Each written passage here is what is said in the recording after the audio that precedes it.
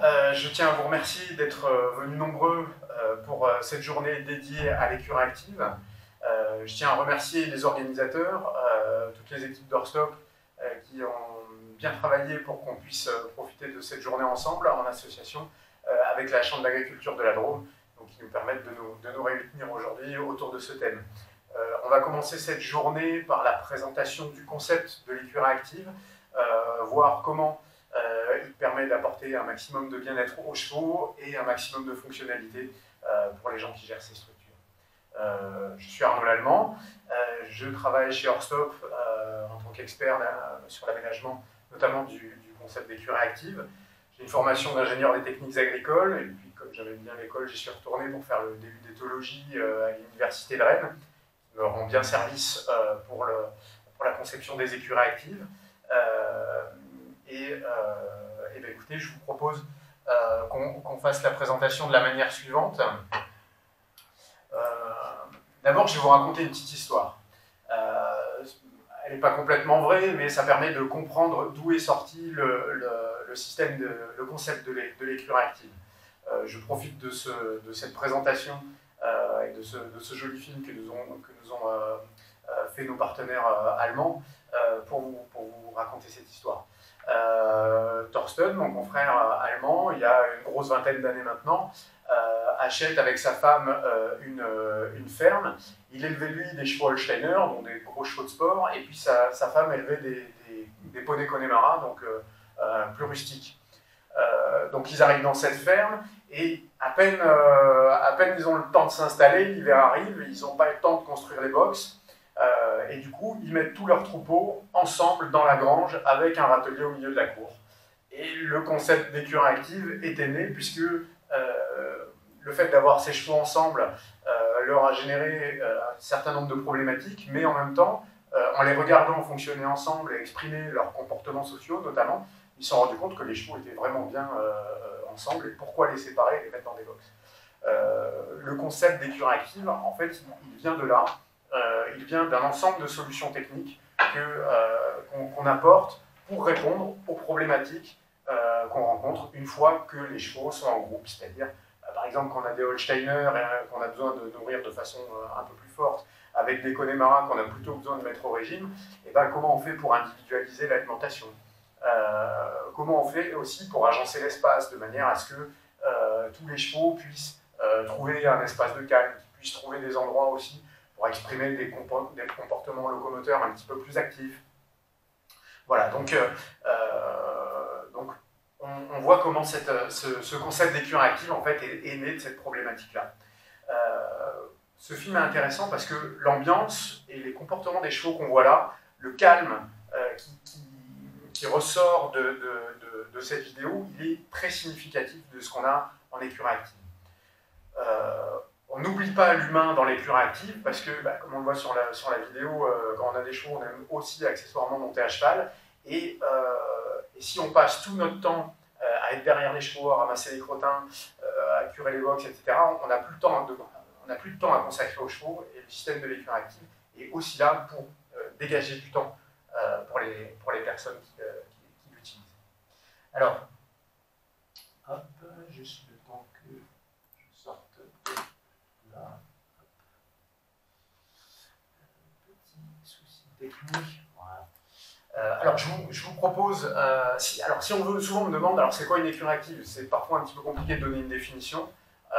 Si on veut faire très court, l'écurie active, c'est un ensemble de solutions techniques pour répondre aux besoins que génère l'hébergement de chevaux en groupe. Après, on peut aller dans les détails, mais si on veut une définition, pour moi, c'est celle-là. On sort de toutes les... Ce n'est pas une philosophie, voilà, c'est un concept qui est en évolution au fur et à mesure que les chevaux nous posent des questions et qu'on essaie d'y répondre au mieux. Alors, je vous propose de faire cette présentation en 3 temps. Peut-être dans un premier temps, faire des rappels d'éthologie sur le comportement du cheval, vraiment les bases, hein, on ne va pas aller dans les détails, parce qu'il y a une grande partie qu'on ne connaît pas, et puis ce n'est pas l'objet de la présentation. Le cœur de la présentation, c'est vraiment le concept d'écurie active, et comment on conçoit l'aménagement de ce type d'écurie, sur quelle base on conçoit ces écuries-là. Et enfin, les bénéfices qu'on peut retirer de ce concept, que ce soit pour les équins ou pour les humains. Alors, petit rappel d'éthologie. D'abord, le petit camembert qui nous permet de nous rappeler comment le cheval utilise son temps. La plus grosse part de ce camembert, 15 à 16 heures par jour, c'est l'alimentation. Donc on voit que par rapport à nous, notre notion de repas d'humain, l'alimentation prend beaucoup plus de place. Lui, c'est l'inverse. Lui, il passe son temps à manger et de temps en temps, il fait autre chose. Alors que nous, les repas, c'est quelque chose de ponctuel. Donc le cheval, d'abord, 15 à 16 heures destinées à l'alimentation. Ensuite, on a 5 à 6 heures qui sont destinées au repos, du repos couché, du repos en somnolence, donc du repos debout. 2 ou 3 heures qui sont consacrées à de la veille, à de l'observation de l'environnement, voilà, quelque chose d'assez passif, mais qui n'est pas du repos. Et 2 heures qui sont consacrées au déplacement. Alors, ces 2 heures de déplacement, on parle de déplacement actif, c'est-à-dire pour se déplacer, par exemple, d'un point d'alimentation à un abri ou à un point d'eau. Donc on est sur de la locomotion un petit peu plus active, un petit peu comme on voit sur la photo qui est à droite. On ne parle pas de la locomotion qui est là pendant l'alimentation, c'est-à-dire la locomotion lente qui fait que le cheval va aller d'une touche d'herbe à la suivante. Et enfin, on a une petite tranche qui est au milieu, tranche qui est ici, qui correspond en fait à tous les comportements qui sont très ponctuels, des comportements sociaux, des comportements de jeu, des comportements je sais pas, de maintenance, par exemple se rouler, se gratter, voilà, des choses qui vont être ponctuelles, mais qui prennent une toute petite part sur le budget temps de la journée du cheval. Donc ça, c'est plutôt une approche quantitative du comportement. On a aussi une approche un petit peu plus qualitative et de se dire quelles sont vraiment les caractéristiques de l'espèce équine. D'abord et avant tout, le cheval est une espèce grégaire. 99% des chevaux vivent en groupe. Il peut rester quelques vieux étalons qui en ont marre de se battre et qui ont décidé de vivre seuls la fin de leur vie, mais c'est vraiment quelque chose de très très exceptionnel. Le cheval vit en groupe parce que le troupeau lui apporte la sécurité. Donc on voit l'importance des relations sociales. Ensuite, le cheval se caractérise par un déplacement constant et lent, enfin son comportement, notamment le comportement d'alimentation qui est lié aussi au déplacement, puisque le cheval va aller d'un point d'alimentation à l'autre, enfin, en tout cas d'une touche d'herbe à l'autre avec une locomotion lente et un petit peu, voilà, un coup à droite, un coup à gauche. Ensuite, il y a la notion de domaine vital. Le cheval, enfin les groupes de chevaux vivent sur un espace, alors ce n'est pas un territoire parce qu'ils le partagent entre eux, ils ne le défendent pas contre les autres chevaux, mais par contre, ils ont ce domaine vital sur lequel ils trouvent toutes les ressources, et notamment le cheval a une très, très bonne mémoire de où trouver les ressources pour une espèce qui, à l'origine, vit dans la steppe et où les ressources sont pauvres et très, très éloignées. C'est pas mal de se souvenir, par exemple, où est le point d'eau, ça évite de mourir. Et enfin, il y a cette répartition spatiale des activités qui est à l'origine liée à l'environnement dans lequel vit le cheval, mais qui reproduit de façon assez significative. On voit notamment par les zones de roulade qui sont toujours très, très spécifiques. Les chevaux choisissent une zone de roulade où il y a des zones qui sont plutôt utilisées pour les crottins, etc. Donc cette notion de répartition spatiale des activités est aussi importante pour l'espèce. Je ne vais pas aller plus loin dans la description de l'éthologie du cheval, parce que c'est une science à part entière, et il y a des équipes scientifiques qui passent leur vie à faire ça, donc je ne prétends pas être exhaustif aujourd'hui.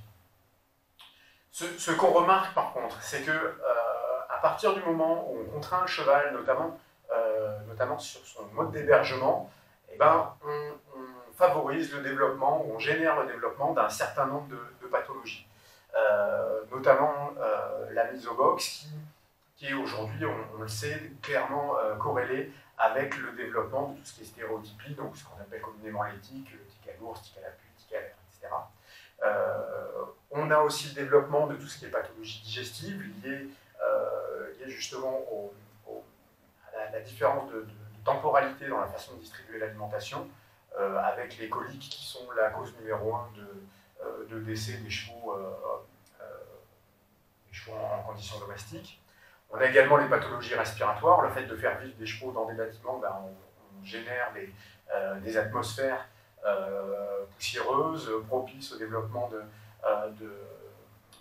pathogènes de l'appareil respiratoire du cheval. Donc on a ces pathologies-là. Et puis il y a la problématique du confinement. Alors, la première fois que j'ai fait cette présentation, c'était sur le monde d'avant. Le confinement, ça ne parlait pas trop. Maintenant, on voit à peu près de quoi il en ressort. Et savoir que son cheval passe 23 heures sur 24 dans un box, maintenant, ça commence à parler vraiment aux gens. Puis enfin, il y a la question de l'agressivité. On sait que les chevaux hébergés individuellement développent beaucoup plus d'agressivité, d'une part entre eux, et d'autre part par rapport à l'humain. Et enfin, juste un petit mot aussi sur l'effet rebond.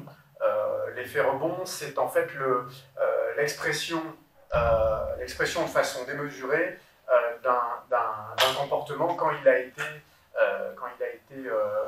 frustré dans une certaine mesure. Typiquement, le cheval qui a passé 23 heures au box, vous le lâchez au paddock, il va partir en saut de mouton, il va exploser, il va avoir il va exprimer de façon démesurée un comportement locomoteur. Alors qu'un cheval qui est au pré, de temps en temps quand il fait froid, il pique un galop, mais 99% du temps, c'est des chevaux qui gardent une locomotion lente, qui ont quand même vachement moins de chances de se faire un claquage ou une tendinite qu'un cheval qu'on lâche à froid au paddock. Voilà. Vous avez pu lire d'autres points qui aussi, notamment la posture figée qui a été mise en évidence par les équipes de l'université de Rennes, qui est intéressante à observer, enfin intéressante, un peu dramatique à observer sur des chevaux en hébergement individuel, évidemment en box. Alors, reprendre, respecter les besoins fondamentaux des chevaux, c'est d'abord se dire respecter cette notion de grégarité et de vie sociale. Le troupeau, c'est la sécurité, donc c'est le calme pour les chevaux. Respecter aussi les déplacements libres, laisser le cheval se déplacer de manière lente et continue autour de la journée, tout le long de la journée, pardon. Enfin, avoir une alimentation en continu qui va permettre aux chevaux de respecter la physiologie de leur appareil digestif avec ce petit estomac qui doit être alimenté en petite quantité mais en continu toute la journée. Donc le fractionnement de l'alimentation. Et enfin, respecter les besoins fondamentaux des chevaux, c'est aussi pouvoir individuellement gérer l'alimentation. Un cheval maigre, c'est évidemment du mal-être, mais un cheval qui est aussi trop gros avec la possibilité de développer des pathologies type SME ou de la fourbure, on n'est pas dans le bien-être non plus. Donc l'individualisation de l'alimentation, c'est du bien-être que peut, pour le coup, apporter la domestication. Alors, comment on fait pour respecter tous ces points de bien-être? Eh ben, c'est agencer les cures actives de façon la plus fine possible, de manière à ce que les chevaux puissent respecter ces comportements. Donc ici, on a à peu près on a un exemple, en tout cas, d'une écure active qui est en travaux à l'heure de cette présentation, et qui permet justement, qui donne une bonne illustration de ce à quoi peut ressembler une écure active, et notamment cet aspect un petit peu petits blocs séparés les uns des autres, un petit peu en mode village des Schtroumpfs, plutôt qu'un grand bâtiment, manège avec box de chaque côté. Ben là, on va avoir une utilisation un petit peu plus diffuse de l'espace avec des petits blocs qu'on peut voir ici, ici, ici. Les chevaux peuvent redescendre ici, venir s'abriter sur cette zone-là. Donc voilà à quoi peut ressembler une écurie active de loin. Je ne vais pas aller dans le détail sur celle-ci, mais ça donne une idée globale. Alors, les conditions, justement, pour avoir ce calme, ce bien-être dans l'écurie active, c'est d'abord et avant tout, c'est pour ça qu'on l'a mis en haut, c'est la stabilité du troupeau. La stabilité du troupeau, c'est vraiment un point, c'est le point fondamental. Alors, stabilité du troupeau, ça veut pas dire qu'il ne faut jamais changer aucun individu, mais ça veut dire que si c'est pour mettre un cheval 3 mois dans les cures actives, ça n'a pas de sens, on va générer du stress. Le temps qu'il fasse ses apprentissages, il va déjà partir, donc ça n'a pas de sens. Voilà. Par contre, qu'il y ait un ou deux individus qui partent chaque année, enfin 3 ou 4, et 3 ou 4 qui arrivent, ça fait partie de la vie normale du troupeau, et c'est OK. La deuxième condition de réussite, c'est aussi la qualité de la conception. Si on n'a pas réussi à créer cette conception qui fait que le troupeau se répartit bien dans l'espace, on va générer des zones où les chevaux se regroupent, et la promiscuité, ça crée des tensions. Donc voilà, il y a la qualité de cette conception qui va faire qu'on aura une bonne circulation et que l'écurie sera donc active. D'où le nom. Enfin, alors pour finir sur la conception, évidemment, et c'est un petit peu le cœur de notre activité chez Horsthoff, c'est de fournir des matériaux qui sont suffisamment robustes et qualitatifs, de manière à ce que les chevaux, naturellement assez destructeurs, ne viennent pas détruire en permanence et qu'on ne soit pas tout le temps en train de bricoler et qu'on construise du solide. Et enfin, le quatrième point, et il est fondamental aussi, c'est la qualité d'observation et de surveillance et de gestion du troupeau. Une écurie active, c'est sûrement pas un troupeau automatique, c'est des équipements qui permettent une gestion dans laquelle la personne qui va gérer l'écurie a une connaissance ultra fine de son troupeau. Et là, je vous invite à visiter certaines écuries actives où vous verrez à quel point les gens qui ont ces écuries connaissent chaque comportement de chaque cheval, chaque sous-groupe, quelles sont les affinités entre les chevaux. Et c'est la partie peut-être la plus passionnante du concept. Alors, pour revenir sur les principes de conception, c'est d'abord se dire espacer les points d'intérêt, répartir le troupeau sur l'ensemble de la surface. Donc, chaque zone a une fonction et une seule. On ne va jamais mettre à deux endroits la même fonction, de manière à ce que le troupeau se répartisse sur l'espace. Quand j'accompagne un porteur de projet pour la conception de son écurie, j'essaie de me mettre à la place du cheval qui sera en bas de la hiérarchie. Le cheval qui est dominant, lui, tout le monde s'écarte sur son passage, il n'aura jamais de soucis. Par contre, celui qui est en bas de la hiérarchie, il faut qu'il ait quasiment toujours un plan B, parce que s'il veut aller manger, mais que le dominant, qui en plus n'apprécie pas beaucoup, est en train de manger, il ne faut pas qu'il puisse attendre. Donc il faut qu'il y ait une deuxième zone sur laquelle il puisse aller manger. Il faut également que si à un moment il risque de se faire coincer par un dominant, il ait suffisamment d'espace pour pouvoir contourner. Il n'y ait pas de point dans lequel le cheval puisse se faire coincer par d'autres. Un des principes de conception également, c'est de maximiser la liberté de choix. C'est quelque chose que je mets de plus en plus en avance, alerté qu'on a pu l'être par notamment tout ce qui est association animaliste. Alors sans verser dans les extrêmes, pour eux c'est très très important que les chevaux gardent cette possibilité de choix et qu'ils ne soient pas vraiment toujours conduits selon un circuit obligatoire. Voilà. L'écurie active, c'est pas non plus, on ne veut pas le concevoir comme un système de type robot de traite où il faut absolument que la vache fasse un circuit pour repasser par le robot et avoir des traites régulières dans la journée. Là, c'est pas du tout ça. Le cheval, s'il veut ne pas aller au distributeur de concentré ou ne pas passer par telle zone ou telle zone, il faut qu'ils gardent cette possibilité de choix. Et quand on leur laisse le choix, ils nous récompensent en nous donnant des leçons et en nous faisant changer notre avis sur ce qu'on aurait pu attendre de leur comportement. Et enfin, le dernier des principes, et c'est pour ça que l'écurie doit être active, c'est de promouvoir le mouvement des chevaux, donc générer le fait qu'ils changent régulièrement de point d'intérêt dans la journée. Donc pour revenir ici sur le plan de l'écurie qu'on a vu tout à l'heure, on a organisé ça de la façon suivante. Et ben, un distributeur de concentré qui est ici, donc qui est très excentré par rapport au centre de l'écurie. Le centre d'écurie qui, pour respecter le comportement du cheval, est vraiment la zone de fourrage, avec ici une zone de fourrage en libre service, une zone de fourrage contrôlée. Et on gère l'accès de cette zone de fourrage par une porte sélective qui est positionnée là-haut. Ici, on a la zone abritée, la zone d'abreuvoir ici, et nos chevaux vont circuler toute la journée sur les différentes zones, une zone de roulade ici.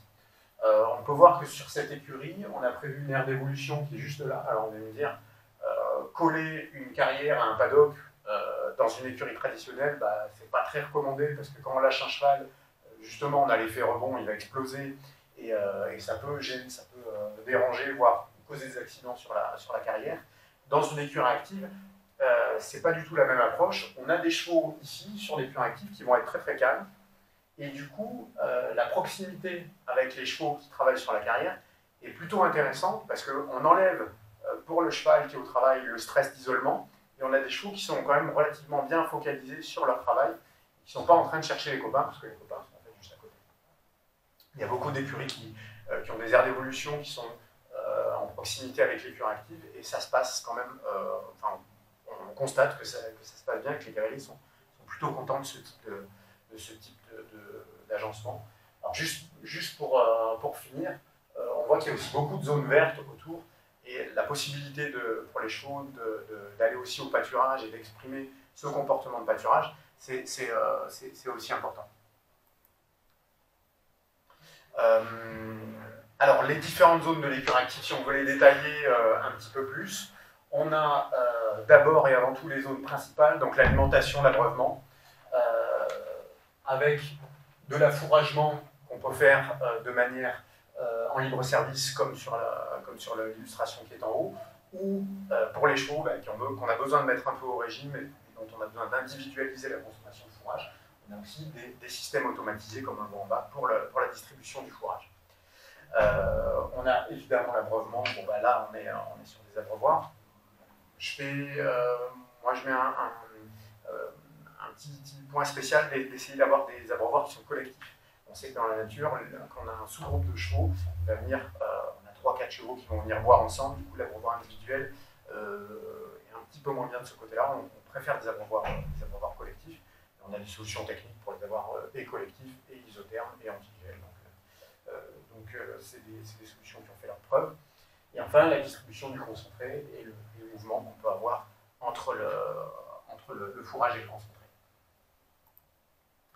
D'autres zones aussi importantes, mais peut-être sur lesquelles les chevaux vont passer moins de temps, les zones d'abri, où les chevaux vont plutôt venir en période estivale pour se protéger des insectes et de la chaleur, ou en hiver, vraiment quand on a des précipitations fortes. Des zones où les chevaux vont pouvoir soit se rouler, soit avoir une locomotion plus active, donc des zones de roulade, des zones de jeu. Évidemment, quand on en a la possibilité, et c'est aussi ce que recherchent les gens qui s'intéressent à ce concept d'écurie active, c'est d'avoir des comportements le plus naturels possible. Donc l'accès au pâturage, c'est quand même quelque chose d'important. Et après, on a plein de points d'intérêt qu'on peut inventer, créer. Là, on a l'illustration du concept de haie fourragère que Marie-Laure Guénaud vous présente tout à l'heure lors de sa présentation sur le thème de l'agroécologie et comment on peut introduire de l'agroécologie dans l'écurie active et avoir cette synergie entre le cheval et son environnement. Mais on a aussi plein d'autres points d'intérêt. Alors là, on n'a pas fini de les inventer. On peut avoir des points de type baracelle où on a différents types de minéraux que les chevaux peuvent venir lécher. On peut avoir des poteaux de grattage. On peut avoir, voilà, là on a, j'ai envie de dire, puis si vous avez des bonnes idées, n'hésitez pas à nous les communiquer. C'est un concept qui est vraiment en perpétuelle amélioration. Donc, on est toujours preneur de ce type d'amélioration. On peut avoir, je sais pas, des pédiluves, des bassins, enfin, voilà, plein de points d'intérêt qui vont toujours avoir pour but de générer du mouvement dans le troupeau. Alors, Ça, c'était la façon dont là, on a eu l'approche cheval. Maintenant, si on passe plutôt à l'approche humaine, qu'est-ce qui reste comme travail dans une écurie active? Alors, essentiellement, le ramassage des crottins. Alors, voilà, on va dire dans la vie, il y a deux sortes il y a deux types de gens. Il y a ceux qui ont une fourche, et puis il y a ceux qui mécanisent le ramassage des crottins. Voilà, là, je vous donne l'exemple des écuries du Béron, où le ramassage des crottins est mécanisé. Alors, je vous laisse calculer le temps de travail pour ramasser les crottins. Voilà, pour une quarantaine de chevaux, on va travailler peut-être aux alentours de 10 fois plus vite que ce qu'on peut faire avec une fourche. On a 10 fois moins mal au dos, donc c'est intéressant, ça nous dégage du temps pour travailler avec les chevaux, pour monter à cheval, pour faire les soins, pour être au contact de sa clientèle, pour créer de la valeur ajoutée. Voilà. Là, c'est quand c'est une machine qui travaille à votre place, c'est bien plus confortable. Alors, hop, tout à l'heure, voilà. Quelques autres illustrations du coup, pour la distribution de l'alimentation. On a en bas un automate pour le fourrage, en haut un automate pour le concentré. Donc on voit que ce cheval-là, on l'a aperçu, mais on voit bien qu'il a plutôt besoin de se mettre au régime. Donc il a fini sa ration. Et puis le cheval qui est encore en train de manger, on voit que le système ne lui permet plus. Alors il y a des habitués, quand ils arrivent à la fin de leur ration, ils prennent une grosse touffe de foin pour la sortir, pour avoir un petit peu de rabat à la cantine, on va dire. Voilà. Alors que là où on voit comment le grain est distribué, en fait, il est distribué de façon progressive au fur et à mesure que le cheval mange. La ration ne tombe pas d'un coup, au risque que le suivant récupère la mise si le cheval s'en va avant d'avoir fini. La ration tombe au fur et à mesure, et donc on sait qu'à quelques pourcents près, on est certain que chacun a mangé sa propre ration. Hop. Voilà. Alors, pour s'approcher de la conclusion de cette présentation, vraiment quels sont les bénéfices pour l'humain et pour l'équin. On va commencer par les chevaux, parce que c'est ce qui nous passionne tous. D'abord, le respect des comportements naturels de l'espèce. C'est vraiment la règle de base. Et ce qui nous permet d'observer la baisse d'agressivité chez les chevaux, donc entre les chevaux et entre les chevaux humains. Ensuite, le respect des caractéristiques physiologiques. On pense notamment à la prévention des pathologies qu'on va voir après, mais essentiellement le respect de la physiologie de la digestion du cheval avec cette alimentation qui est fractionnée. Et donc la prévention des pathologies digestives, comme on l'a vu avec la prévention des coliques, les pathologies respiratoires, les pathologies comportementales et les pathologies locomotrices, voilà, le cheval qui reste immobile toute la journée, ou le cheval qui explose au paddock, ça génère des pathologies.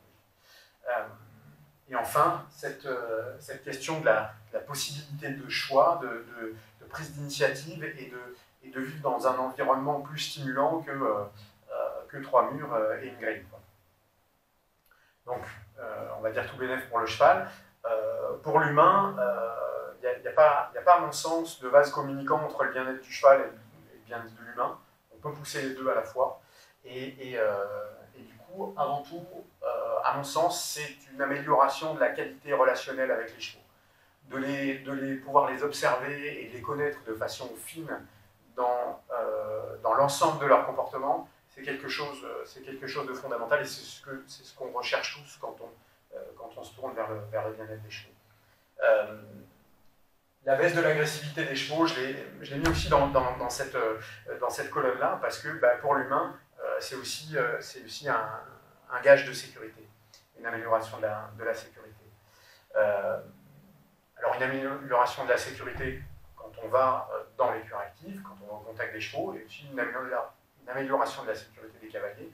Quand on vient monter à cheval, le cheval est déjà chaud, il ne va pas exploser d'un coup, et on monte sur un cheval sur un cheval qui est calme et qui n'a pas besoin d'exprimer un effet repos. À mon sens, il y a également pour l'humain une meilleure connaissance des chevaux, une observation fine, et donc la capacité de pouvoir réagir dès qu'on a les premiers prémices d'un souci, d'une pathologie, d'un cheval qui se sent un peu bizarre. En les connaissant de façon fine, ben, on réagit d'autant plus en amont. Ça, c'est pour la partie, on va dire, relation au cheval. Pour la partie travail, on a vraiment une baisse de la pénibilité avec l'automatisation de la distribution d'alimentation. On a plus, et essentiellement aussi la mécanisation du ramassage des crottins qui permet cette baisse de pénibilité. On a un gain de temps sur le travail puisque ben voilà, ramasser avec une machine comme on l'a vu, ça va 10 fois plus vite que de ramasser des crottins à la main. Également une amélioration de la flexibilité du travail, fini les horaires, on n'a pas besoin d'être là à 7h ou à 18h le soir parce que c'est le moment où on nourrit. Les chevaux se nourrissent le jour, la nuit, comme on le veut, comme vous pourrez le voir sur les démonstrations d'automates qui sont prévues aussi dans la journée. Et enfin, et ça c'est pas moi qui le dis, c'est le propriétaire d'écurie, une réduction considérable des frais vétérinaires qui est liée en face à la prévention des pathologies. Enfin, et d'un point de vue, on va dire, un petit peu plus commercial de l'offre que vous présentez à vos clients, on a une offre qui est quand même beaucoup plus en phase avec les attentes sociétales aujourd'hui. Avant, on demandait voilà, quelle est la taille des box et quelle est la hauteur de paille dans les box. On voit aujourd'hui que même les gens qui sont sur qui demandent un hébergement individuel, la demande elle est plutôt combien de temps le cheval passe au paddock et quelle est la taille des paddocks. Donc on voit bien que les attentes de la société, c'est beaucoup moins sur le confort, on va dire, du point de vue de l'homme, mais beaucoup plus sur le confort du point de vue du cheval. Donc à mon sens, l'écriture active répond à cette demande sociétale et ce sera peut-être, j'espère que ce ne sera plus le cas dans quelques années, mais aujourd'hui avoir une lecture active, c'est une offre vraiment différenciée de l'offre générale qui est une offre box ou box paddock ou une offre prêt de pension au prêt qui n'apporte pas du tout, on va dire, le confort pour le cavalier. Donc voilà tous les bénéfices, peut-être que j'en oublie certains, mais en tout cas c'est ce qu'on constate, chez nos clients et dans les écuries actives qui ont pu être réalisées. Je vous remercie de votre attention. Juste peut-être quelques points supplémentaires. Si vous souhaitez aller plus loin sur le concept d'écurie active, vous avez pas mal d'informations, beaucoup de billets de blog sur les différents thèmes, que ce soit généraux ou plus précis, sur l'écurie active, sur le site écurie-active.fr. Si vous voulez des documentations techniques et une information technique, vous trouvez tous les produits, alors que ce soit automates, stabilisation des sols, abris, abreuvoirs, enfin tous les équipements dont vous auriez besoin pour la conception d'une écurie active ou pour progressivement amener votre hébergement vers un hébergement collectif de type écurie active. Vous trouvez tous ces produits sur le site hors-stop.com, pardon. Et enfin, si vous voulez vous projeter dans un projet d'écurie active, je vous invite à venir sur l'onglet configurateur sur le site hors-stop, sur lequel vous pouvez commencer à chiffrer en fonction du dimensionnement que vous renseignerez dans le configurateur, à chiffrer l'ensemble de votre projet et avoir une première approche. Voilà. Si vous voulez aller plus loin sur l'approche commerciale, économique, il y a d'autres conférences aujourd'hui, que ce soit la Chambre d'agriculture, la FNC, le label EQRS, qui pourront aussi vous apporter de l'information pour votre projet. Je vous remercie de votre attention et puis si vous avez des questions, je suis prêt à